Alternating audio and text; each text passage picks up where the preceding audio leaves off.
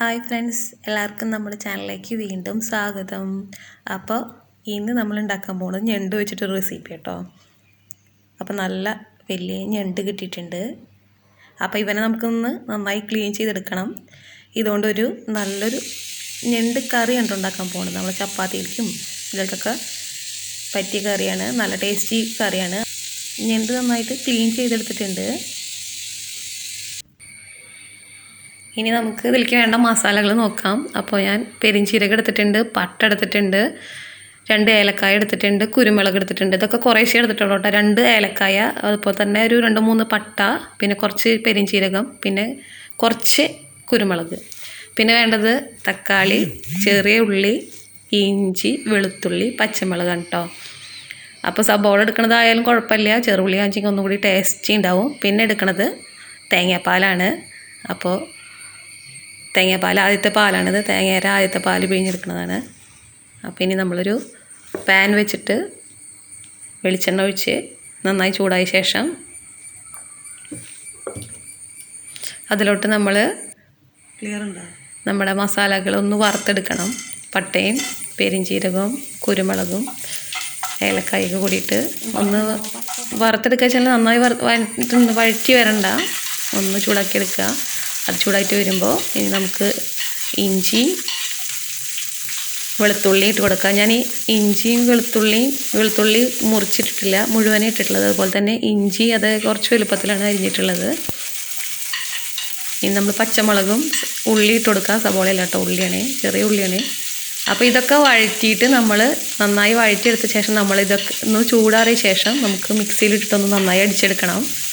അപ്പോൾ ഉള്ളിയൊക്കെ നന്നായി ഉണ്ട് വേവണ്ട. നന്നായി എന്ന് പറയണത് വെച്ചാൽ അത്യാവശ്യത്തിനൊന്ന് വഴണ്ടി കിട്ടുക കേട്ടോ. നമ്മളിപ്പോൾ മിക്സിയിലിട്ട് അടിച്ചെടുക്കണതാണ്. അപ്പോൾ ഉള്ളി വഴണ്ടി കിട്ടിയിട്ടുണ്ടെങ്കിൽ അതിലേക്ക് തക്കാളി ഇട്ട് കൊടുക്കുക. ഒരു തക്കാളിയാണ് എടുത്തിട്ടുള്ളത്. അപ്പോൾ തക്കാളി നന്നായി ഒന്ന് വഴണ്ട. നമ്മൾ നന്നായി ഒരുപാട് അങ്ങനെ വെന്ത് പോകണ്ട. നമ്മൾ ഇത് മിക്സിയിലിട്ട് അടിച്ച് കഴിഞ്ഞിട്ട് വീണ്ടും ഒന്നും കൂടി ഒന്ന് റോസ്റ്റ് ചെയ്തെടുക്കുന്നതാണ്. അപ്പോൾ സാധനങ്ങളൊക്കെ ഒന്ന് വഴണ്ടി വന്നിട്ടുണ്ട് കണ്ടോ, ഈ ഒരു പരിവായിട്ട് കിട്ടും. ഇനി നമുക്കിതൊന്ന് മിക്സിയിലിട്ടിട്ട് നന്നായി അടിച്ചെടുക്കണം. ചൂടാറിയ ശേഷം മിക്സിയിലിട്ടിട്ട് അടിച്ചോളൂ കേട്ടോ, അല്ലെങ്കിൽ പുറത്തേക്ക് തെറിച്ച് നാശകോശമാവും. അപ്പോൾ ദാണ്ടോ നന്നായി അരച്ച് കിട്ടിയിട്ടുണ്ട്. ഇനി നമുക്കിതൊന്ന് വീണ്ടും റോസ്റ്റ് ചെയ്തെടുക്കുക. അപ്പോൾ വെളിച്ചെണ്ണ ഒഴിച്ചിട്ടുണ്ട് വീണ്ടും പാനിൽ തന്നെ എടുത്തിട്ടുള്ളത് കേട്ടോ. ഇനി നമുക്ക് അരച്ച് വെച്ചിട്ടുള്ള അരപ്പ് ഒഴിച്ചു കൊടുക്കാം.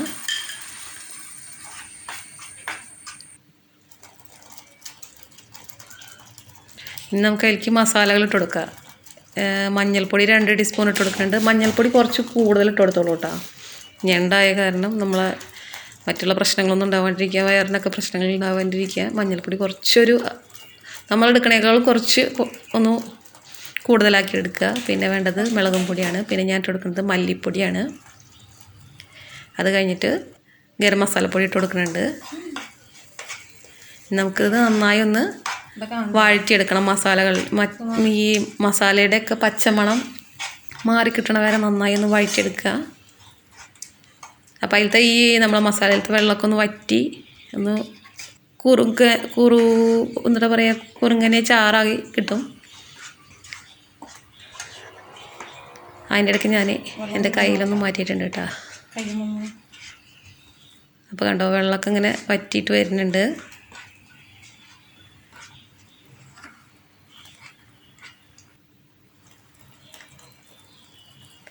ഇനി നമുക്ക് ആവശ്യത്തിനുള്ള ഉപ്പിട്ട് കൊടുക്കാം.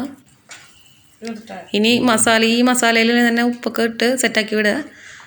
അത് കഴിഞ്ഞിട്ട് ഞണ്ടിട്ടതിന് ശേഷം നമ്മൾ ഉപ്പിടാണ്ടിരിക്കാൻ നല്ലത്. പിന്നെ നമ്മൾ കുറച്ച് വേപ്പിൻ്റെ ഇല ഇട്ട് കൊടുക്കുന്നുണ്ട്. അതിന് ശേഷം നമ്മൾ തേങ്ങാപ്പാൽ ഒഴിച്ച് കൊടുക്കുന്നുണ്ട്. ഇനി നന്നായി ഇതിലൊന്ന് കിടന്നതെല്ലാം കൂടിയിട്ടൊന്ന് തിളയ്ക്കണം. അപ്പോൾ ഇനി നമുക്ക് ഞണ്ടിട്ട് കൊടുക്കാം കേട്ടോ. ചിലവർ ഞണ്ട് പുഴുങ്ങിയെടുത്തിട്ടാവും കറി വയ്ക്കുക. പക്ഷെ അത് പൊട്ടത്തരം കേട്ടോ ചെയ്യണത്. നമ്മൾ ഈ ഞണ്ട് പുഴുങ്ങുമ്പോൾ അതിൻ്റെ ടേസ്റ്റ് അതിൻ്റെ എല്ലാ സംഭവങ്ങളും ആ വെള്ളത്തിൽ പോകും. അതിലും നല്ലത് നമ്മൾ പൊളിച്ചിട്ട് ഇതുപോലെ കറി വയ്ക്കാനായിട്ടോ നല്ലത്. അപ്പോൾ എല്ലാവരും ഒന്ന് ശ്രദ്ധിക്കുക. പുഴുങ്ങിയെടുക്കണത് ഒരു ടേസ്റ്റ് ഉണ്ടാവില്ല എന്നാണ് എൻ്റെ ഒരു അഭിപ്രായം. അപ്പോൾ ഇതാ നമ്മളെ ഞണ്ടൊക്കെ ഇതിലിട്ടിട്ടുണ്ട്. ഇനി ഇവനിന്ന് നന്നായി ഒന്ന് റോസ്റ്റ് ചെയ്തെടുക്കണം. അപ്പോൾ നമ്മുടെ ഞണ്ട് കറി ഇത് കണ്ടോ തിളച്ച് നല്ല മണമൊക്കെ വരുന്നുണ്ട്. ഇനി നമ്മളിതിലേക്ക് ലാസ്റ്റ് ഇട്ട് കൊടുക്കുന്നത് മല്ലിയിലയാണ് കേട്ടോ. അപ്പം മല്ലിയിലൊക്കെ ഇട്ട് കൊടുത്തിട്ട് ഒന്നും കൂടി ഒന്ന് തിളപ്പിക്കുക. അങ്ങനെ ഒരുവിധം നമ്മളെ കറി റെഡി ആയിട്ടുണ്ട്.